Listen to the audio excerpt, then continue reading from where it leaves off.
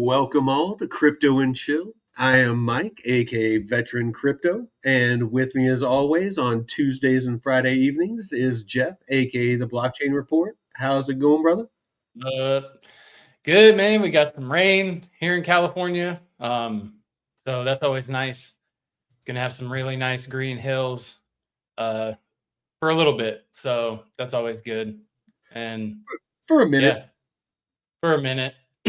Oh, I know it's always we always get rain consolidation at the beginning of the year, and then it's just hot and dry the rest of the year. But I know they have all this weather manipulation technology. You would think that they could make some clouds here in the Bay, but right. they wanted Silicon Valley with all those tech people. You think they could figure it out?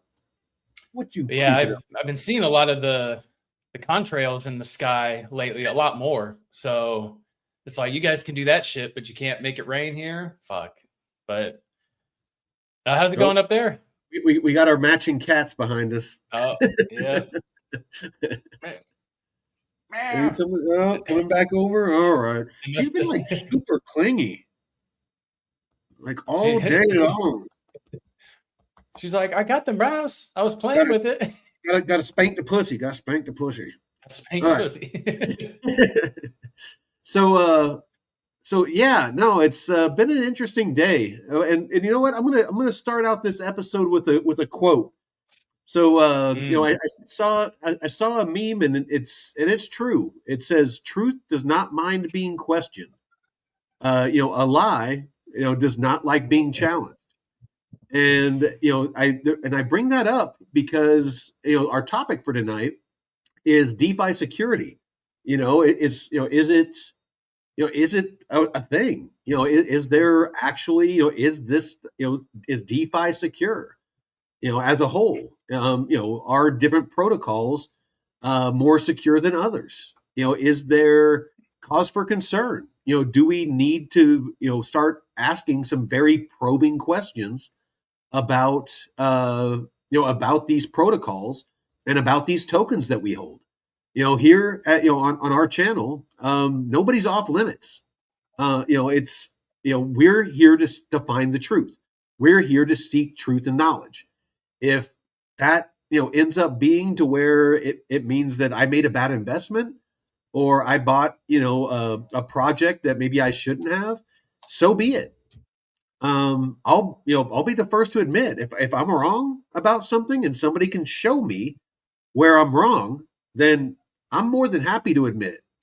However, when somebody starts, trying to, use word salad, or, they start tap dancing, or they want to try to use, personal attacks, or, pretend to be offended, or, like a lot of people, kind of a lot of the woke people, weak people on the left, those tactics that they like to use, where, play victim.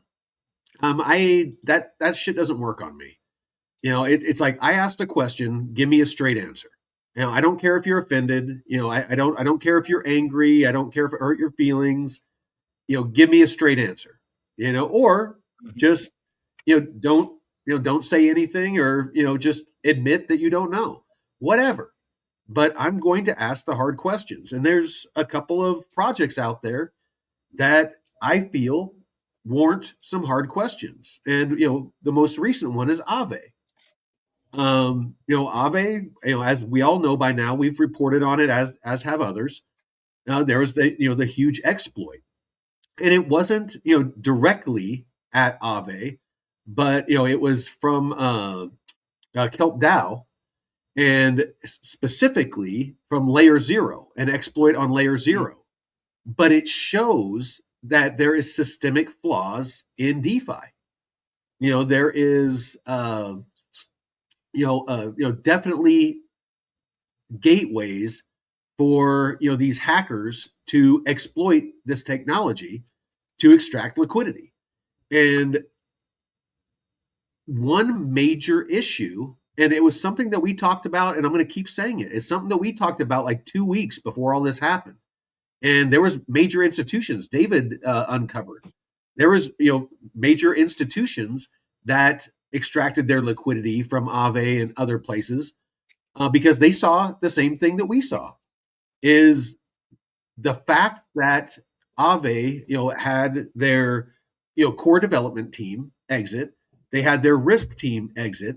The majority of their DAO exited, and the fact that their whole model is all liquidity on the platform, the billions and billions of dollars, is basically in one big bucket.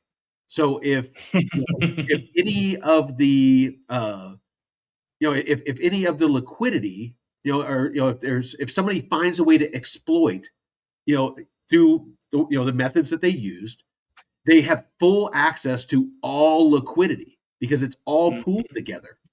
Now there are other models out there. You have Morpho, and I'm getting what, introduce the socials. I'm getting ahead of myself. I'm getting excited. Yeah.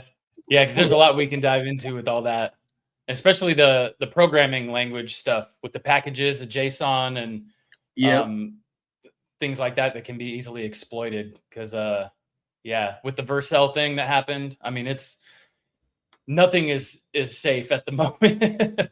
But go ahead and let's do the socials, and then we'll get into it. Get these socials on. But happy Tuesday, Taco Tuesday, everybody, here at the Node Network, where me and Mike go live for our Crypto and Chill every Tuesday and Friday, 5 p.m. Pacific, 8 p.m. Eastern. We have a whole host of shows throughout the week for your entertainment and listening pleasure. The Node main show, Monday through Friday, 9 a.m. Pacific. Our Crypto and Chill, Tuesday and Friday, 5 p.m. Pacific. My blockchain report segments, Monday, Wednesday, Thursday, 11 a.m. Pacific.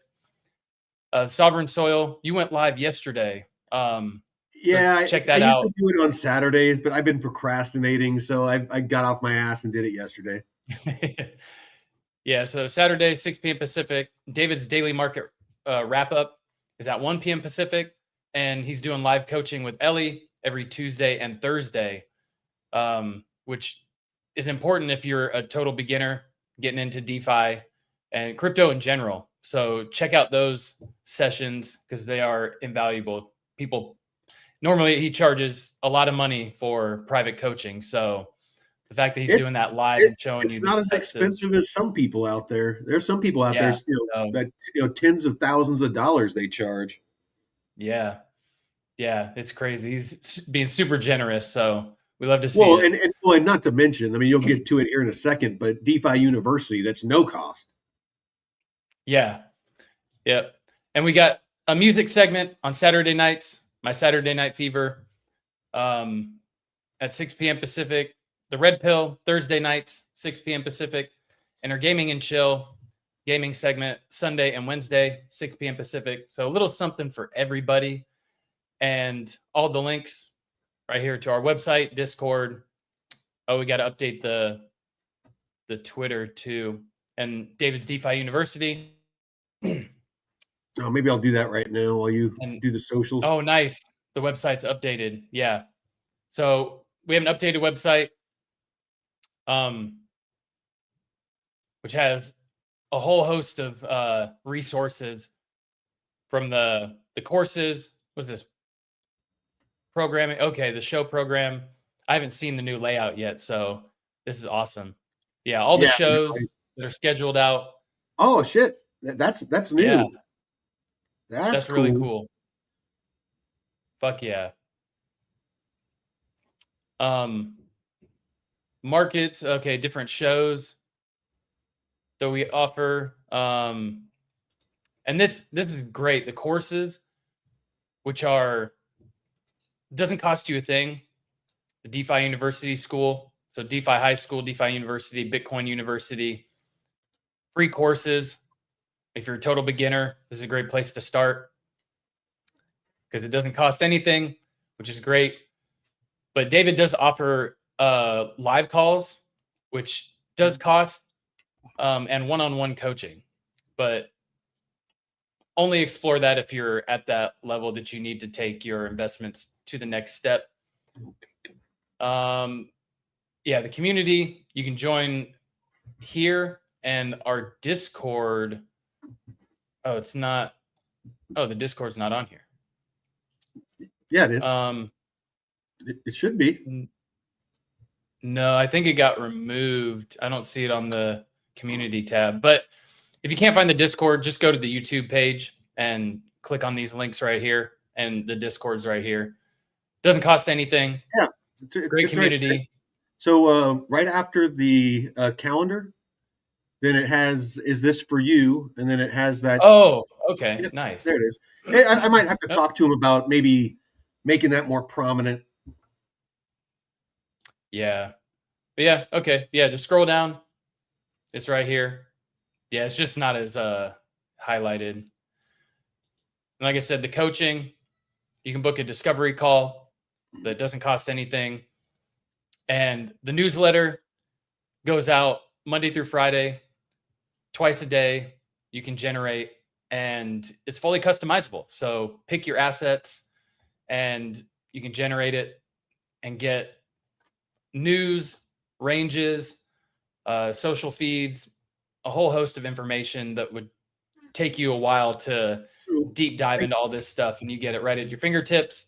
So to detail that real quick, it's like Jeff was just saying, it's fully customizable. So you pick the assets, stocks, commodities, crypto, whatever, and you hit generate. A couple minutes later, because it actually goes out and makes a custom newsletter based on your assets that that are in your portfolio that you selected. So it's going to find trading ranges, it's going to find liquidity pool ranges, it's going to find social media posts, that for your assets. It's going to find news articles, and it's going to have hyperlinks to all of it. So basically, just from one quick newsletter, you're able to sit down, enjoy your morning cup of coffee or whatever, or your dinner, or your lunch, or what like Jeff was saying. You can generate it up to twice a day and have it delivered either to your email, or you can just read it on your laptop or your phone or whatever, and get up to speed. For 66 cents a day, you can stay fully knowledgeable and up to speed on the assets in your portfolio.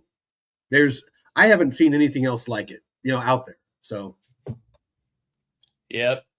You remember those? Oh man, what was it? Was it Kathy Griffin, or what was her name? Kathy Lee Gifford. As little as for just under $1 a day, you can save the children. Yeah.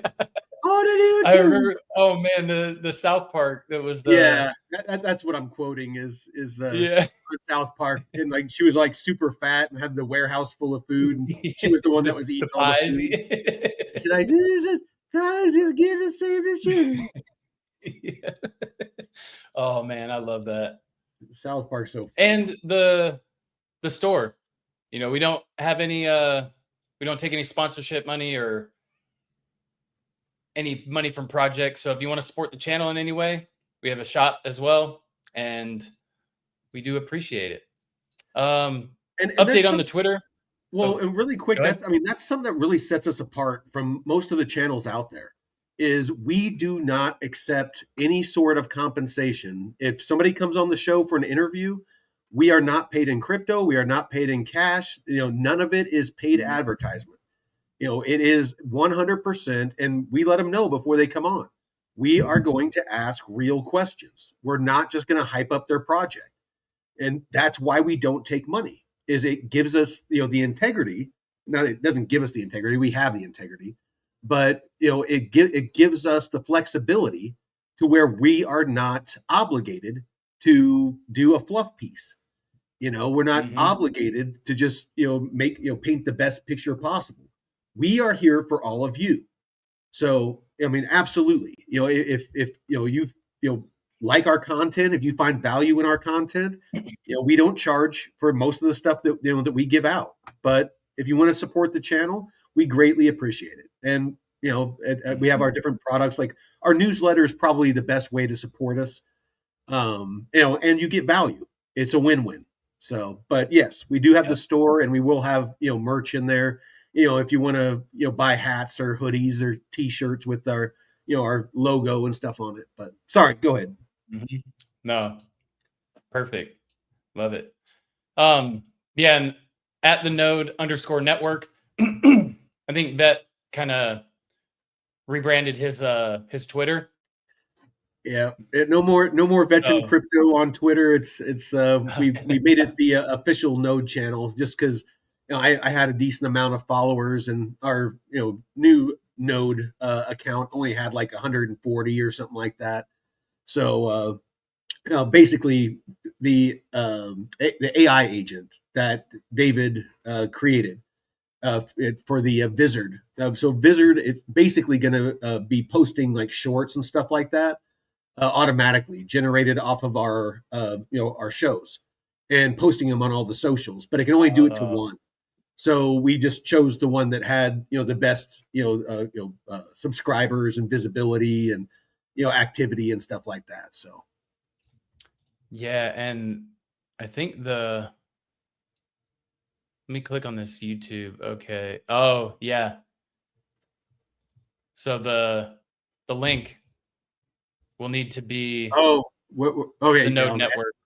Dude, good calls. I fixed the other one you found, but I'll fix that one right now. Yeah. So Arena.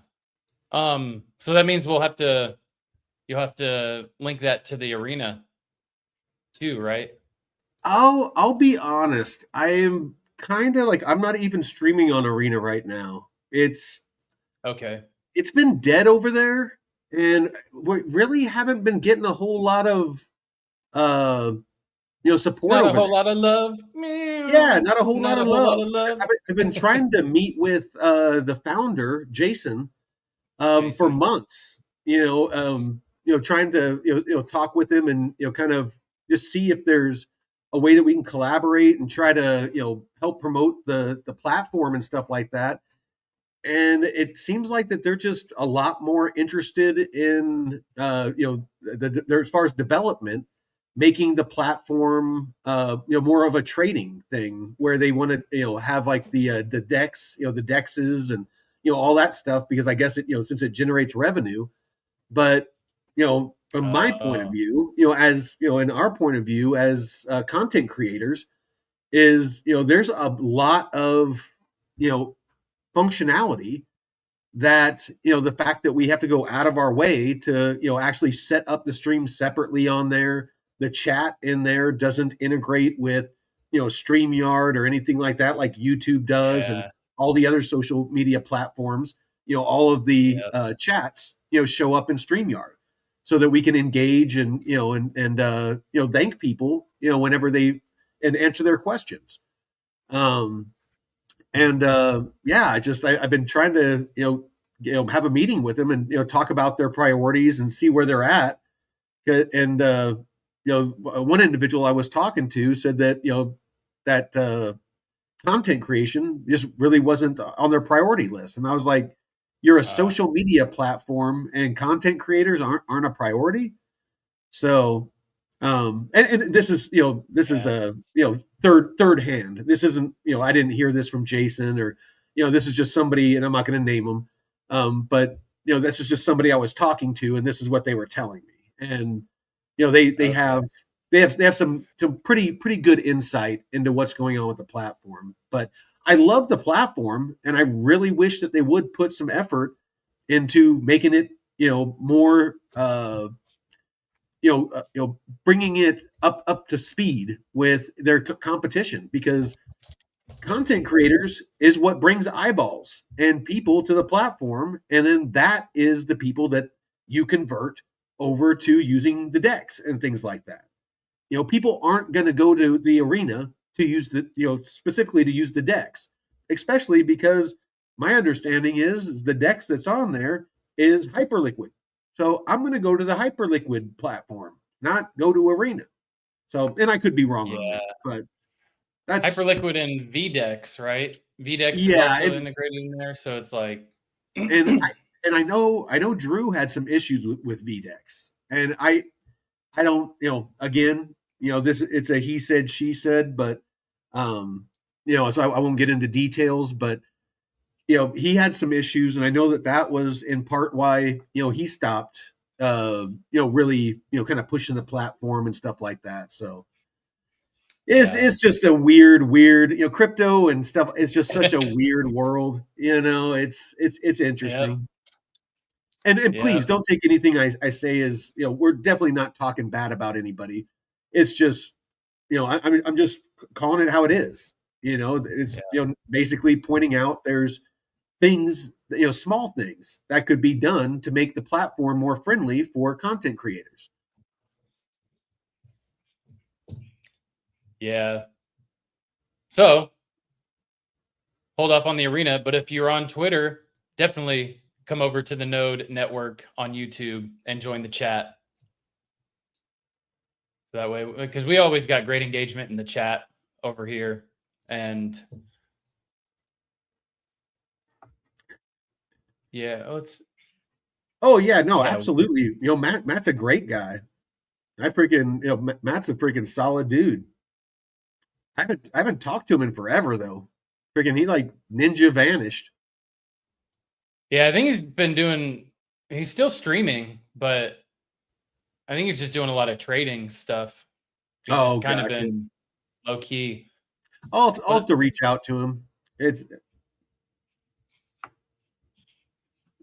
The Node what's Network, that's the name of the channel. Well, it was originally the Node channel, but we figured Node Network, since we have a network of shows. Yeah, we have like 7 different channels, so we're more of a network than a channel. Okay, he's joking. Whenever I saw the comment, I don't know him, but every time I see him, he's drinking. I figured he was joking. Is he? A lot of our shows, we're always having a cocktail or something. Yeah, we're definitely different than other channels. We're a little bit unhinged here, and we don't pull punches. So Yeah. Well, real quick before we get into the meat and potatoes, I did see Base share this. So Base Azul is their first independent network upgrade that's targeting mainnet next month. So it makes Base more secure, performant, and easier to build on. Maybe we'll have to do like a deeper dive, because I just saw this earlier today. I haven't really dove into it, but maybe have David check it out as well. But this could be interesting. I wonder with all of these hacks going on, if there's any consideration being put into these new test nets or these new networks being built out. Like you were saying at the beginning of the show, is DeFi really secure? And from what we've seen, it's not. We've had keys compromised, devs being manipulated into, or being manipulated and tricked into downloading malicious stuff on their phones. And that's another thing. Like, why didn't they have multiple multi-sig stop gaps? Multi-sig, and that's all the that thing shit. is this is software. I do not get. And when you have tens of billions of dollars of liquidity, how do you have a model that puts all liquidity at risk? Basically, if there's a compromise and they're able to get to any liquidity, they have access to all liquidity. Yeah. I mean, to me, that is insane.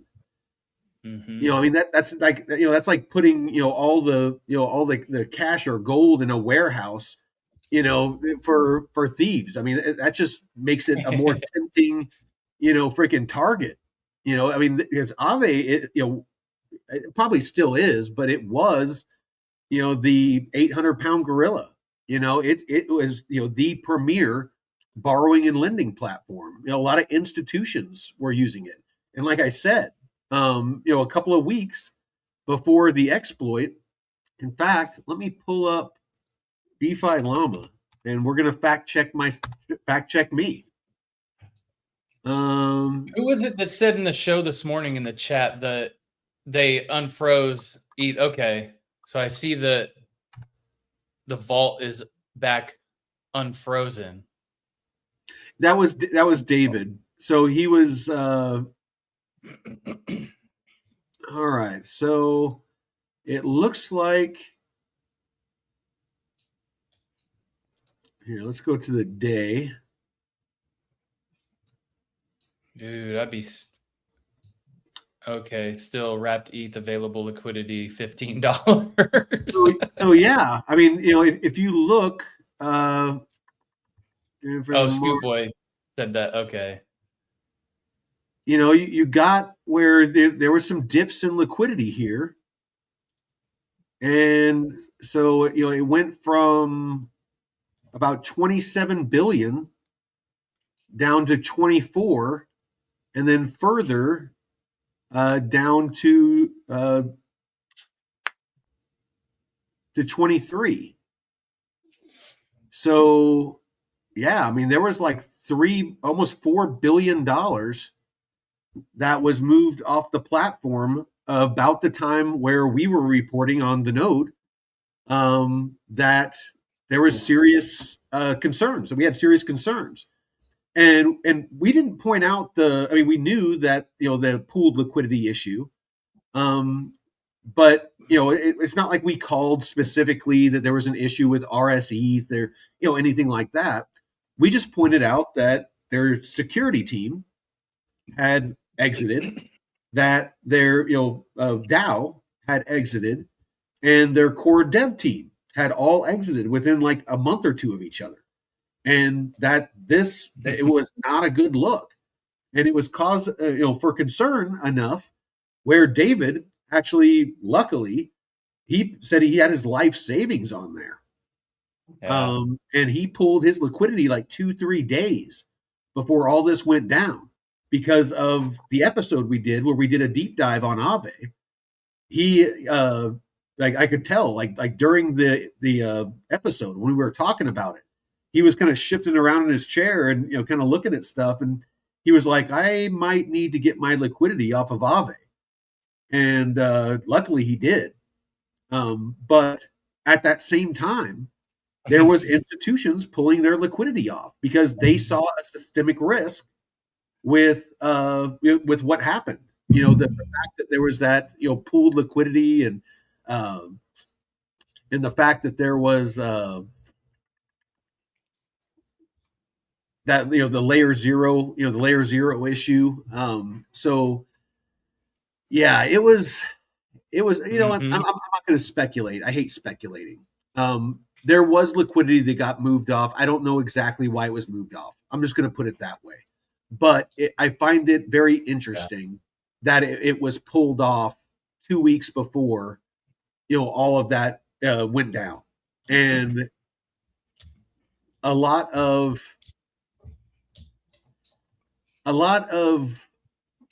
issues still exist there. And I honestly don't care how people spin it. Aave is not a safe place to put liquidity. There isn't a whole lot of stopgap measures. I even reached out, and I'm not going to name names. I reached out to a couple of other projects, and where I have open, dialogue with people, and I know that use LayerZero, and asked them. I was like, has this given you, off the record, has this given you any pause? Is your team looking at potentially, using another, not Oracle, well, maybe it is another interoperability, layer, kind of, like Chainlink, LayerZero, projects like that, that allow for interoperability. And I think a lot of them are seriously taking a second look because of how easy it was for this Lazarus Group to exploit LayerZero and in a roundabout, and mint that, rsETH, and then promptly went to Aave where there was just endless liquidity for them, more than enough liquidity. So there, it wasn't like there was going to like a small DEX where, because they took hundreds of millions, going to a DEX that, only had a couple hundred million, there wouldn't be enough liquidity. They wouldn't be able to extract, all that they stole.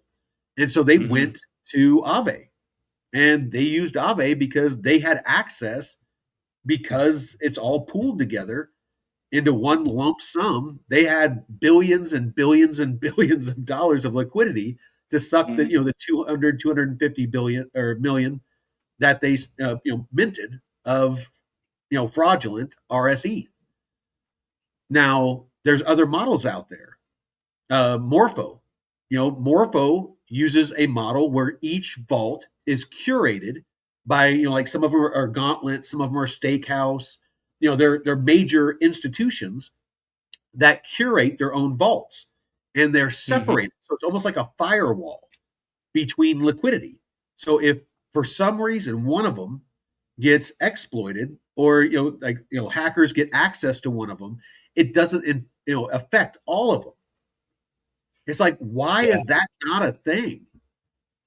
And who vets those vaults? Like, is there a vetting process and an onboarding process with Morpho that, let's say you're an institution and you want to open a vault with them?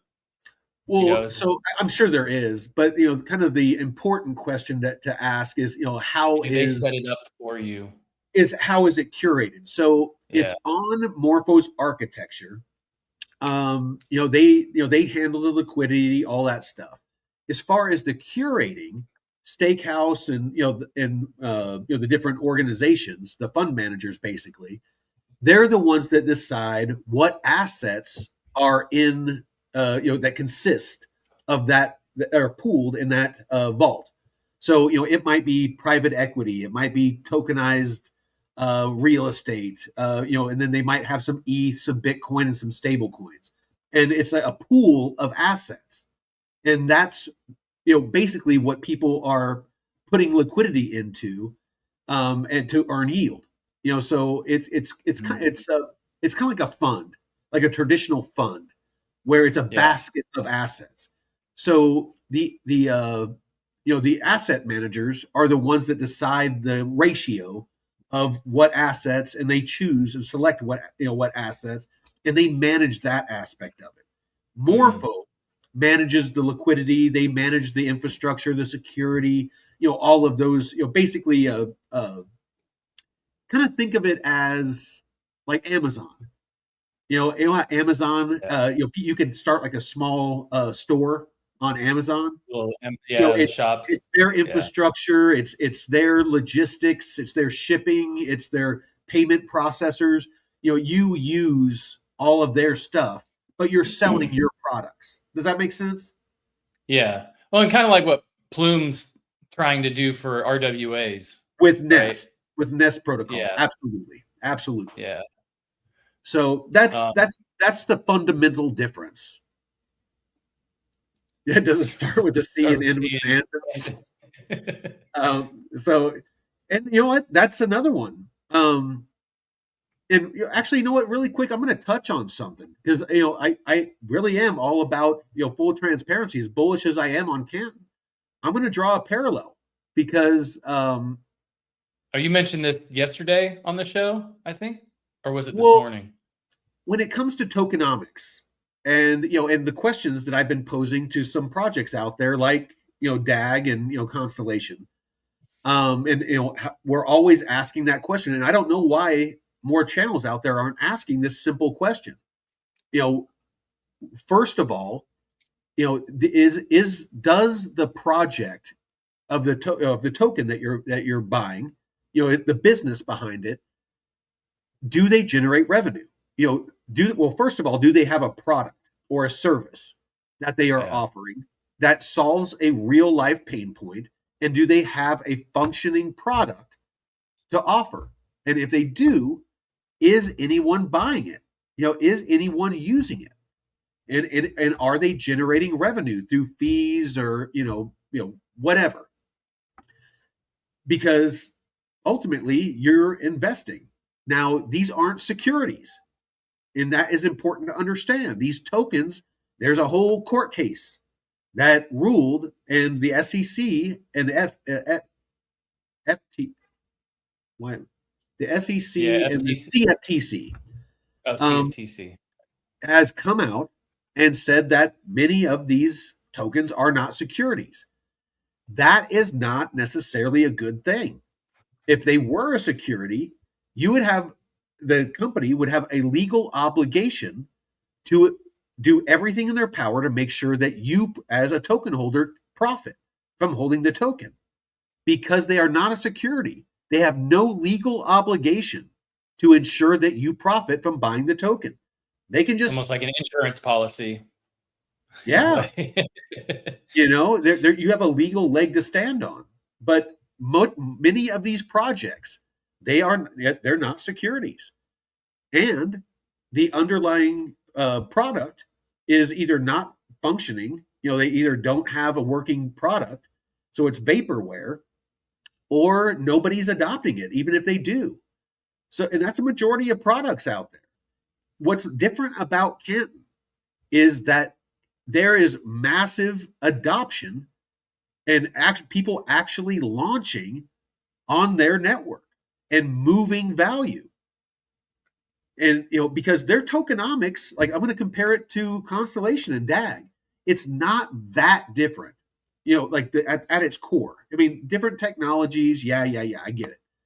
But fundamentally, the way that token price go up is adoption of the network. That is how both of those projects operate. A leg up that Constellation has is you can stake the token and earn like 3 to 5%. Not a lot, but it's something. And with adoption, potentially that could make it deflationary and make price go up. That is the same as Canton. The way that there's small differences, like the burn mint mechanism and equilibrium and, a lot of the things that we've reported on. But it's important to be honest with ourselves about these investments. I haven't seen, other than Project Iron Spider, with the U.S. government and Panasonic, and then this obscure company called Door that does these door sensors that basically monitor traffic, like foot traffic in stores and things like that, which is very important. That one Bluetooth mesh network company that I worked for, that was one of the more bullish use cases that I saw for the technology. Was basically, through people's cell phones, you could track how they moved through a store, so that the store could optimize placement of products and services and things like that to maximize their people that purchase, putting certain products in certain positions to maybe make them go past other things that maybe they might have forgotten, like if they're going for spaghetti sauce, make them go buy the pasta because it's like, oh shit, that's right, I needed pasta too, things like that. Oh, you don't realize how strategic they place this displays in grocery stores and shit. The end aisles and whether or not it's in front of the store and yeah. So that Door project, it was super interesting, but it's like that. It has been the projects that are the businesses and government entities and whatnot that have been using it for years now. For the most part, there hasn't been a whole lot of new adoption. Whereas Canton, almost on a daily basis, they have new validators that are being onboarded, and not just one or two. It's like this week we had 20 new companies, sign up to be validators and launch validators, and we have this institution that's moving tens, if not hundreds of millions of dollars or billions of dollars, on the network. And that's the kind of thing that I'm investing in. That is what is going to drive the, burn mint ratio through the tokenomics to where it's going to make the Canton token potentially deflationary if it can reach that equilibrium. I just don't see that with some of these other projects that have, the same tokenomics, the same style of tokenomics. And asking these questions should not be met with hostility. And that is what I was getting today, when I was asking questions about the tokenomics and about why should, I was basically asking for the elevator pitch. If somebody that had never heard about DAG, if they were asking you, why should I buy the token? What is your elevator pitch? And all I got was basically, if you're too lazy to do the research yourself, ask AI. And I'm like, really? Like, that's the answer that you give is, you're not willing to, you don't have an elevator pitch. And um and again, this is the third time that I've asked. I asked on the interview. You can go back. The receipts are there. You can go back and watch the episode. And in the middle of the interview between him and David, I brought myself up because in the chat I kept trying to get David or somebody to ask that question because it's important to our audience, token holders. And so finally I brought myself up and I was just like, hey, it's like, why should people buy the token?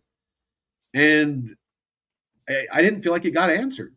And so on social media, I keep pushing. And I've yet to get a solid answer.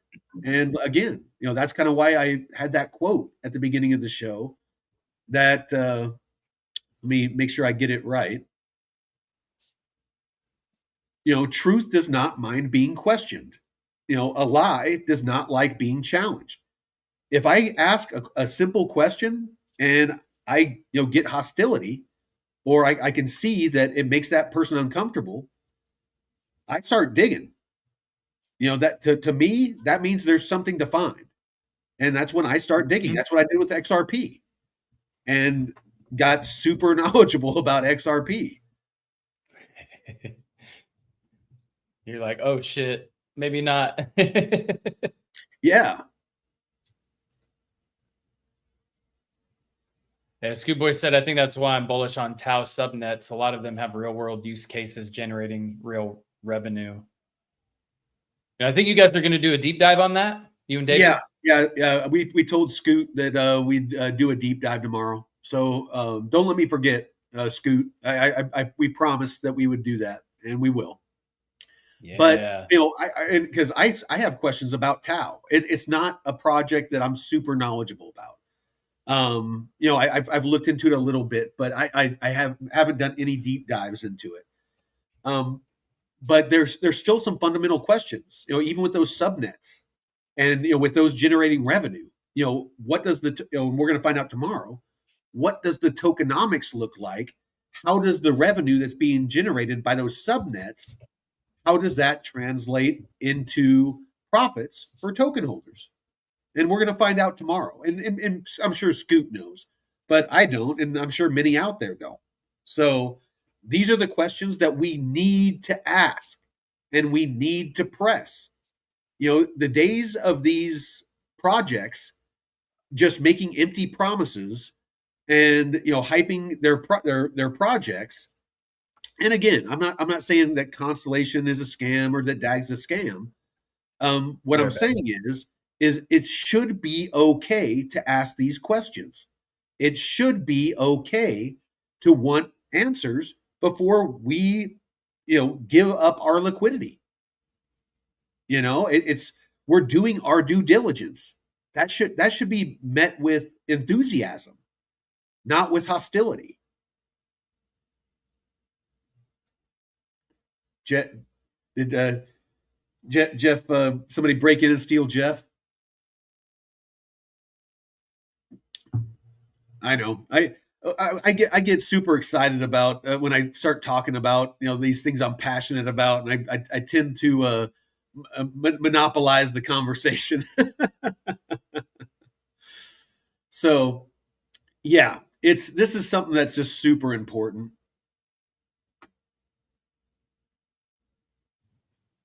Everything okay? Yeah, had a potty. Oh, okay. I thought maybe somebody broke in and stole you. No. So let's get back to the topic at hand. So security and DeFi. So the reason I was talking about that other stuff is, again, we need to ask these probing questions, about these protocols.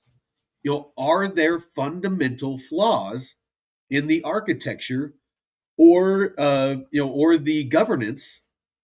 I mean, I was reading on socials where people are getting kind of upset, and I can see both sides of it with Arbitrum, that they were able to freeze assets. I was just pulling that up. Yeah, no, actually, you know what? You report on that. I've talked enough. Yeah, I'm gonna go get some water. and man, that's yeah. So the Arbitrum Security Council took emergency action yesterday to freeze the 30,000 ETH being held on the address on Arbitrum 1 that was connected to the Kelp DAO exploit. So the council acted with input from law enforcement as to the exploiter's identity, and at all times weighed its commitment to the security and integrity of the Arb community. After significant technical diligence and deliberation, the council identified and executed a technical approach to move the funds to safety without affecting any other chain or Arbitrum users. So the funds have been successfully transferred to an intermediary frozen wallet. They're no longer accessible to the address that originally held the funds and can only be moved by further action by Arbitrum governance, which will be coordinated with relevant parties. So immediately, the question that comes to my mind is, is how does, how did that governance vote work? How decentralized? Yeah. And again, I'm not one of those where I think everything needs to be decentralized. Because I think with a lot of a lot of compliance, regulatory compliance, I feel like that decentralization isn't going to mesh well with because governments and institutions, they want to be able to freeze assets. If like say that they're like they did with Russia, whenever they invaded Ukraine, they froze their assets. Banks and institutions and governments, they want to have that ability. Do I agree with it? No, but they make the rules, and as long as we let them make the rules, they're going to make sure that they keep the power. So the things that we need to ask is, okay, Arbitrum was able to do this. If they're able to do this, for this, are they able to do that for my wallet or your wallet? Yeah. Is that something you're okay with?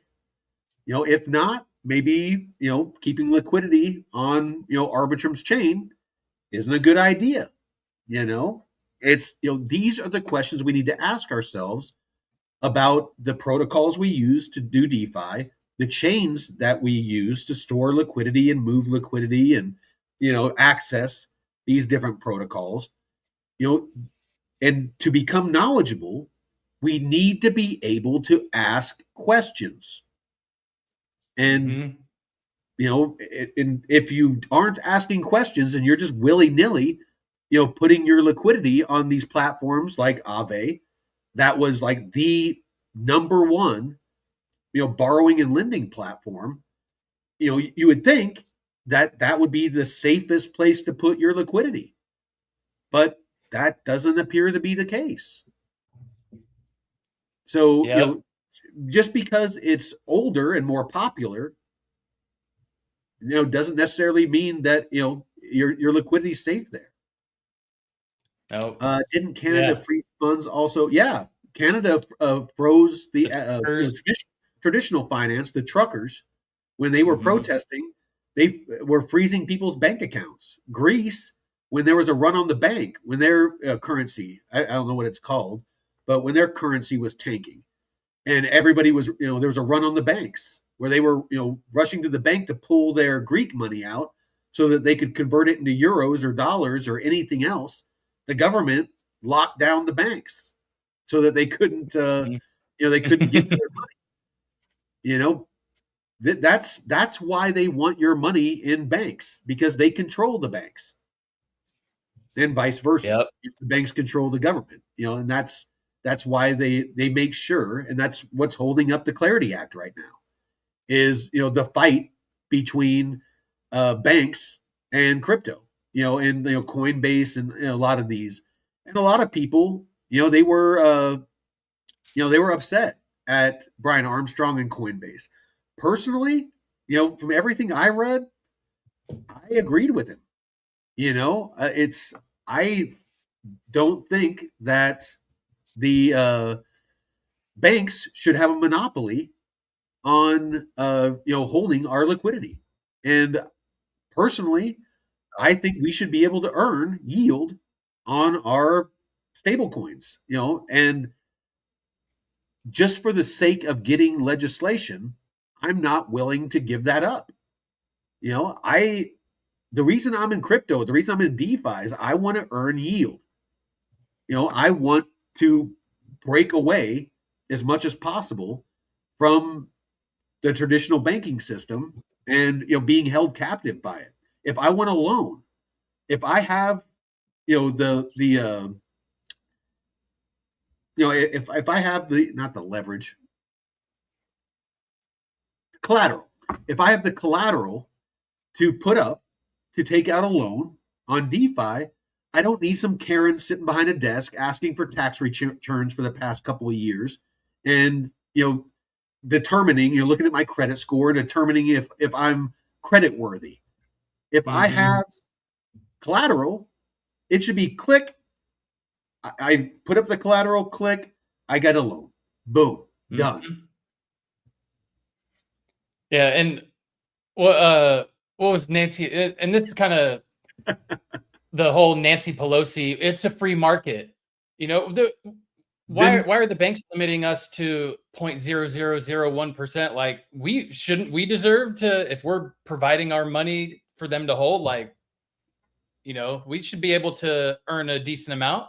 It's a free market. You can't tell us that we can't fucking earn if you're earning thousands of percent off our money.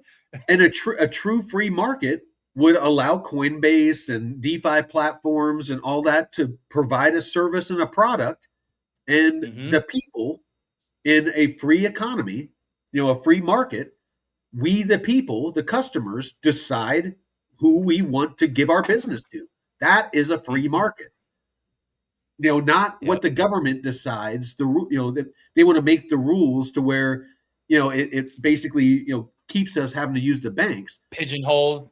Yeah, a true free market is people, companies, can come out and they can offer goods and services, and pay whatever yield that they want. In this case, whatever yield they want that they can sustain.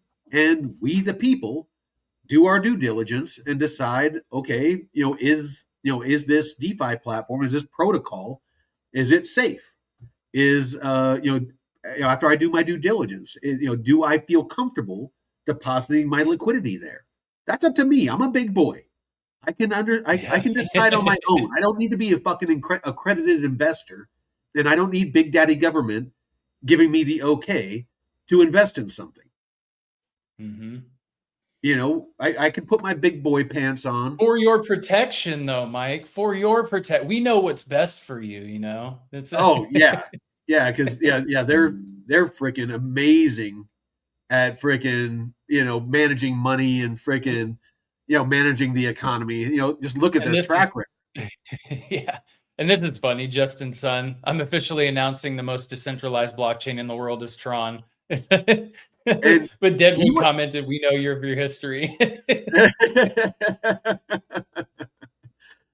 And he was able to get like $143 million of his liquidity off of Aave, and routed it through a bunch of stuff to get it over on the Tron network.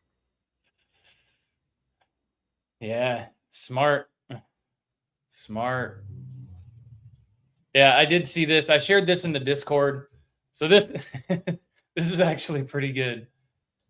Look, guys, it's actually really straightforward. A bunch of people staked their Ethereum on Ethereum blockchain to earn yield, except they didn't want their capital to be locked up. So they actually staked it with a liquid staking protocol called Lido, who provided them with a liquid staking receipt token called staked ETH. Except they decided to juice their yield further by depositing their staked ETH receipt tokens into a restaking protocol called EigenLayer. except they didn't want to lock up their capital. So they actually restaked with a liquid restaking protocol called Kelp DAO, who provided them with a liquid restaking receipt token called rsETH. Except they decided to juice their yield further by depositing their rsETH tokens into a lending protocol called Aave, so that they could open a leverage looping position that borrows ETH against rsETH collateral and restakes the ETH into rsETH, which is then deposited as collateral. Except it turns out rsETH used a cross-chain bridge called LayerZero that was hacked by North Koreans, causing rsETH to become uncollateralized. And now these looping positions are stuck and unprofitable. And everyone is pointing fingers at each other. And also DeFi is a very serious industry. but that's, it's true. You know, honestly, you know, a free market, you know, is, you know, a lot of this is going to be weeded out, you know, through a free market. You know, a lot of these, you know, systemic issues and problems in DeFi are going to get weeded out. You know, there's these exploits are, you know, going to be, they're going to find the flaws. You know, these hackers are going to find the flaws, and eventually you're going to have the best products. You know, and in this case, DeFi protocols are going to stay secure. The liquid, you know, they're not going to have any, you know, any or minimal issues.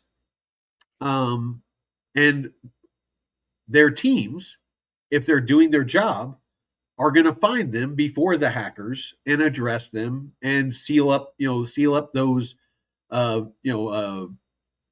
kind of cracks in their, you know, fundamentals and their architecture.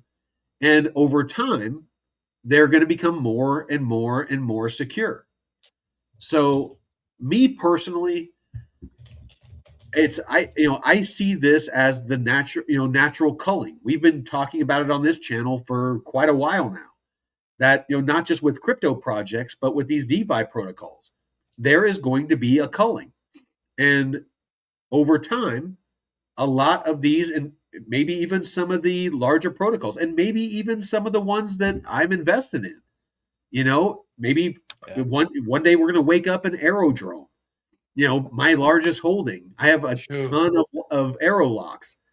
You know, I could wake up one morning and, you know, fucking the Lazarus Group found a way to fucking steal all the freaking, you know, aerodrome locks. You know, I don't know why they would, because technically, you know, there's nothing they can do with them. You know, because they'd have to somehow sell them on the open market, because, you know, the way that I understand it, they're locked. You know, that liquidity is locked. You can't access it. So I don't know. It's going to be interesting. It's going to be interesting to see how all this evolves. You know, but I want to, you know, my closing thoughts is we need to ask ourselves, and we need to be able to ask the questions about these tokens, about these protocols, about, you know, our DeFi positions. We need to be free to ask questions.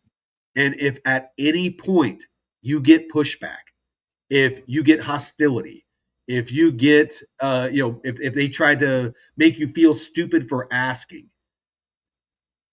that should be a red flag. That should make you want to question more, not less. Do not let somebody, shame you into asking legitimate questions. And even if it's, not legitimate, maybe it is a stupid question, but you know what? It's okay to ask stupid questions if you're going to provide your liquidity.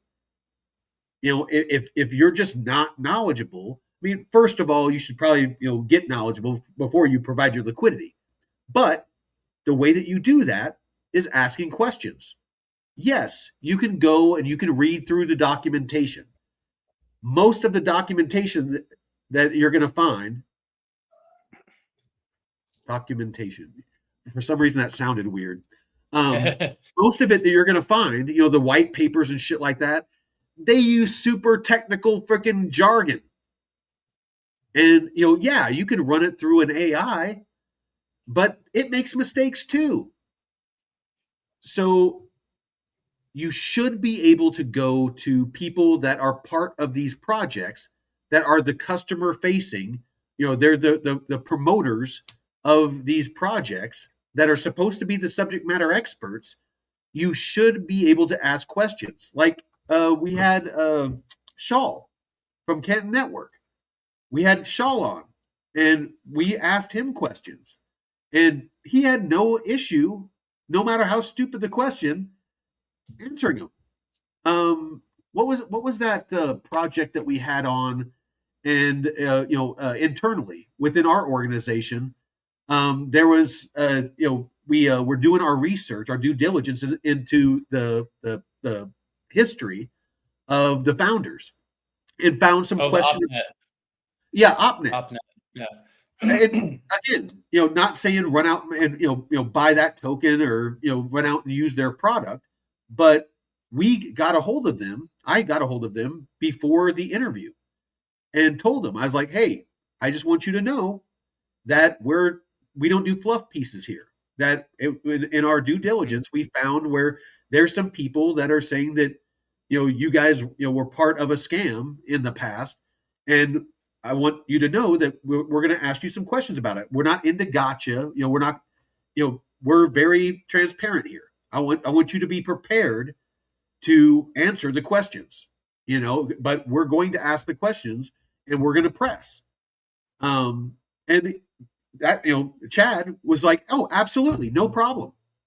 And to me, that gave me confidence in that project, because whenever I brought that up, it wasn't like, oh, well, that's just fun, and we're not going to answer questions like that.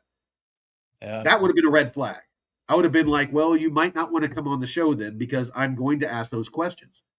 But instantly, he was like, absolutely no problem, happy to answer any questions and take whatever time that you need to address those. That is, and again, not to say that, not to say that, I fully, endorse, OpNet or anything. But that is the attitude that should be a green flag, is, that you're able to ask hard questions and it's met with enthusiasm. It's like, oh yeah, absolutely. Here's the answer to your question.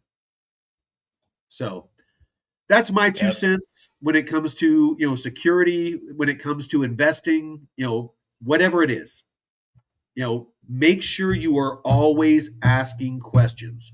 And when you're, done asking questions, find more questions. So, Jeff, what are your 21 questions? Keep diving deeper into that and expanding on each one, because you'll even find out that you're like, oh shit, there's a lot more that I need to learn. And speaking of leering,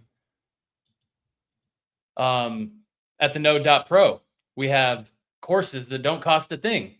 Introduction to DeFi and Bitcoin and investor mindsets and crypto fundamentals, staying safe in crypto. So if you're just starting out and you don't have any understanding of this, this is the best place to start. Like I said, it doesn't cost anything. There's about a dozen lessons in each one of these. Yeah, all of these, a dozen lessons, quizzes, great resource for anybody out there. And if you're on Twitter, make sure to follow us at the Node Network on YouTube.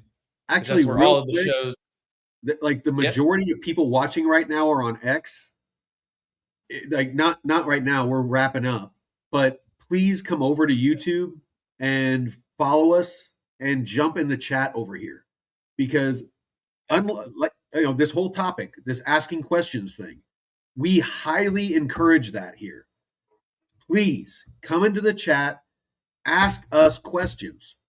We want to hear what you all have to say all the time. And we have, when we talk about projects, sometimes we'll have members from that project that will pop up in our chat, and they'll correct us. Like if because we'll do our deep dives And we use AI for parts of it. And sometimes AI gets it wrong. And so I'll usually tag the project, and the founders and stuff like that, whenever we're doing a deep dive on their project. And we've had, many, and some of them are coming on the show, like Amboss. They pop up in the chat, and as we're going through the information, they correct us. And our egos aren't so big that we take offense to that. We're thankful. We're like, thank you for taking the time and jumping in the chat and and setting us straight. We want you all out there to get the truth. We want you to get accurate facts about these projects and protocols. We're not here to influence. We're here to educate. We're not influencers. I hate that. Influencers are people that are hyping projects because they're paid. Influencers are people that are trying to influence you to do things. We're not trying to influence you to do anything. We have people in our community, as much shit as I talk about XRP, we have people in our community that hold XRP. And you know what? That is fine. As long as they're knowledgeable about what they hold. I could be wrong. XRP, maybe it will go to $10,000 a token. I could be totally wrong. But at least they're doing it and they're fully knowledgeable. And we're not going to shame them for it. I might laugh at them a little bit. I might poke fun, because I'm just that asshole. But but it's okay. It's okay to have an opposing thought. It's okay to ask a question. We welcome that here. So please come over to YouTube. Follow us at the Node Network, all one word. Jump in the chat and please hold us to account. If we're wrong about something, set us straight. If you have a question about something, ask it. We will never make somebody feel stupid for asking a question here. No. And just to close on this, this was 2 weeks ago. What's going on at Aave? So we've been talking about this for weeks now. The concerns that have been going on. So we're definitely keeping you ahead of the curve, because we got these guys doing deep dives every day, and we're researching and that Rave trying token. The Rave token before it crashed. When it was pumping, and a lot of people out there were singing the praises of Rave, and that it was that people should buy it and all that stuff. We were telling people, take your profits, at least take your initial out, get out of that thing, and look what happened. It crashed. Yep. And we don't have a crystal ball. Please don't take it as that I'm saying that we have it all figured out. I'm just saying that because we ask the hard questions, because we dig, because we are constantly looking at this stuff, we are able to see red flags. We're able to see things of concern. And with Rave, it wasn't just because we didn't like the project. We looked at the fundamentals. We looked at the wallets, just like other projects like Aster. Aster, the perps DEX that BNB launched. For a while there, Hype and Aster were both pumping. I like Hype. Hype's tokenomics is awesome. Their platform is awesome. Hyperliquid. But much like Aster, Rave had there's like 5 wallets that hold like 95% of the token. It's crazy. It was a massive red flag. As soon as there was enough liquidity to where they were like, cha-ching, time to cash out. And there's investigations that have gotten launched on them by the U.S. government and stuff, from what I was reading. They're actually being actively investigated because it was obvious. It was an obvious pump and dump. So anyway. Yeah. Oh, yeah, I like that. I might have to steal that, Ellie. The Node knows. The node knows. Stop doing yourself a disservice. Join the node.pro. Like, follow, share, join the chat. Love it. That's our girl. That's Ellie. Yep. So yeah, actually, really quick, here in a couple of weeks. So Ellie and Jay are actually coming up here to the cabin to visit. David has committed to coming up, and are you going to be able to make it? Yeah, I got to see when I can get my ticket. We'll see if you can sync up with David and come in around the same time, because then you guys can share a rental car and you kind of know where you're going, whereas he doesn't. Yeah. Because as you know, it's not easy to find me. No. Well, it'll be a little different because last time everything was covered in snow. Yeah. So it's going to look a little different, but I'll put some markers out. I'll make it easy. A lot easier to drive. Yeah. But actually, Scoop, that's kind of what I was getting at is, since we're going to have Jeff up here, we're going to have Ellie, we're going to have Jay, we're going to have, David. We're actually going to do some episodes, all the episodes, that we do usually throughout the day, we'll be doing here in the living room. I'm going to set up like a small studio here in the living room where we can sit around the couch and, basically do some episodes from here. So it's going to be interesting. I'm pretty excited about it. Plus we're going to go out and have some fun, go out and do some kayaking and, hiking and, grill and, just have pew-pews. Yeah. Going to do some pew-pews. I got plenty of pew-pews and do some cooking too.